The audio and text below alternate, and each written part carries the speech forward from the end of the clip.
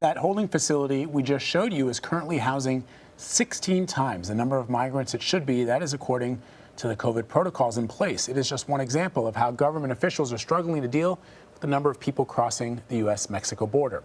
With us now is CBS News Homeland Security and Justice reporter Nicole Sganga, who was inside that facility yesterday. So, Nicole, tell us more about the conditions of the facility that the Biden administration has given the press access to, and talk about what some of those immigrations and customs officers are also saying, because we just heard that really powerful moment when the officer is like, I'm a dad too, and this pains me. In a word, Vlad, it is overcrowded, and walking through the facilities, you just see rows and rows of these plastic-coated mats that children are sleeping on the floor under a sea of Mylar blankets. And inside, they do get 3 meals a day, unaccompanied migrant children. They also get snacks, but during snack time, we saw kids lining up. Forget social distancing. They were lining up chest to back, so close in these cramped conditions.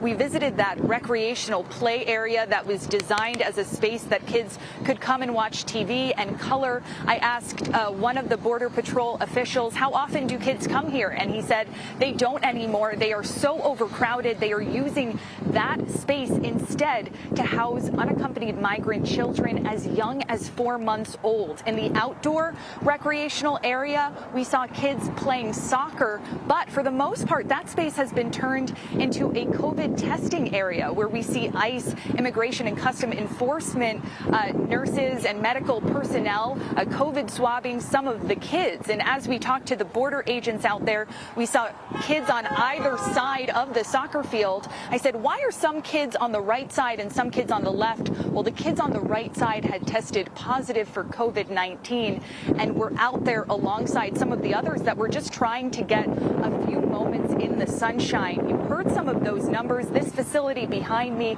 is supposed to house 250 unaccompanied migrant children and family units on any given day. Right now, there are more than 4,100 migrants inside. The most of them are children. So it is tight. And we visited some of these pods where unaccompanied migrant children sleep at night under CDC guidelines. They're supposed to be spaced out 32 in a pod. We saw pods that had more than 600 kids in them right now. So you brought up one of my concerns when I was watching the video, has to do with the pandemic and just how you contain it. We are talking about kids here. You know, sometimes they're great with masks, sometimes they're not. The faces were blurred, so it's hard to see if they were even wearing masks. I can't imagine they're wearing masks while they're sleeping. Can we just talk about the risk here?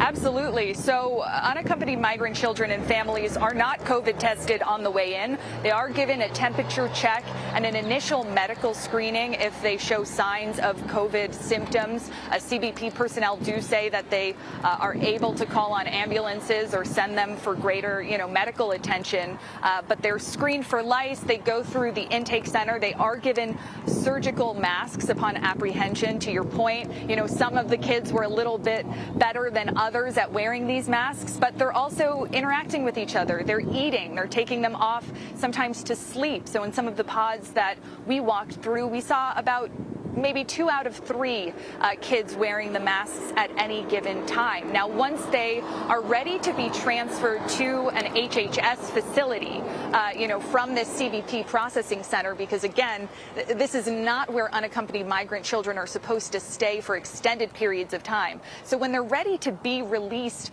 finally, they are given that COVID test. We asked, what is the positivity rate among this facility? It's currently at 14%.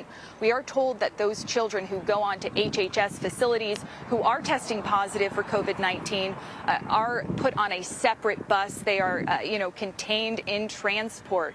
But certainly a very harrowing scene playing out here. As I said, there's not enough room to social distance. There's not enough room for personal space. So, Nicole, let me ask you about these migrant families that are now being turned back to Mexico. Break down for our audience, because I don't think a lot of people really know what the requirements are for applying for asylum in the United States. Well, Vlad, it's an excellent point, and one thing we should point out to our viewers off the bat is that under U.S. law, there is a legal right to asylum in the United States. It's also codified in international law.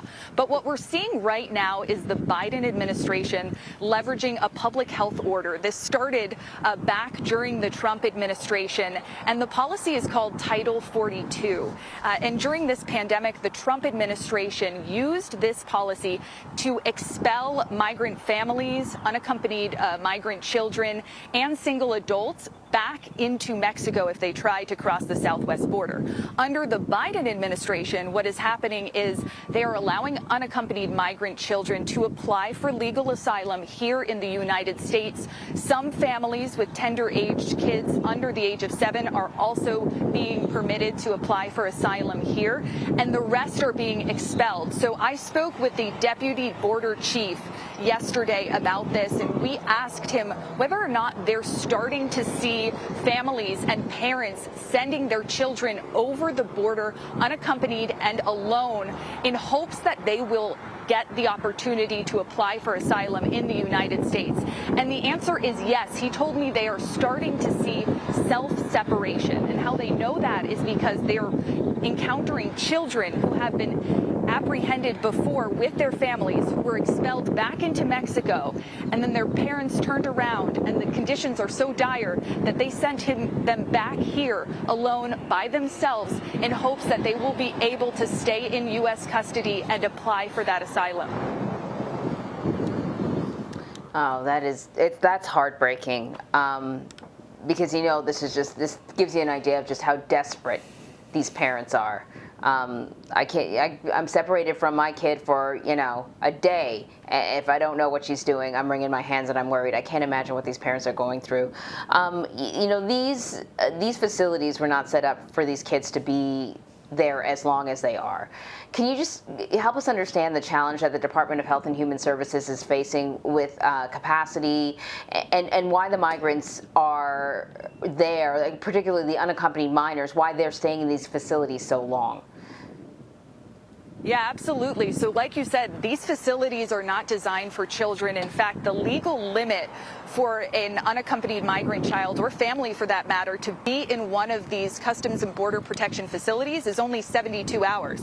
And that's because they're not designed to hold kids for extended periods of time. They don't have education set up. They don't have the kinds of health and medical personnel available. They're really just intake centers that are used, you know, for processing, for background checks, to assign a notice to appear in court if necessary.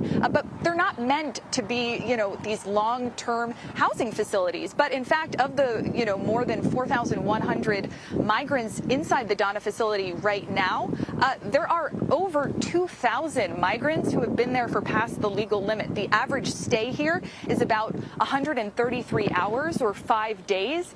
And, you know, I asked, have some of these kids been in here for longer than that? Have some been in here for more than a week? And I was told at least 39 unaccompanied migrant children have been in this facility for more than 15 days. That's what, you know, a Border Patrol official told me just yesterday. And again, the conditions are not good. They do have 1,200 unaccompanied migrant children who are just waiting for space to open up at one of these Health and Human Services HHS facilities that are made for children.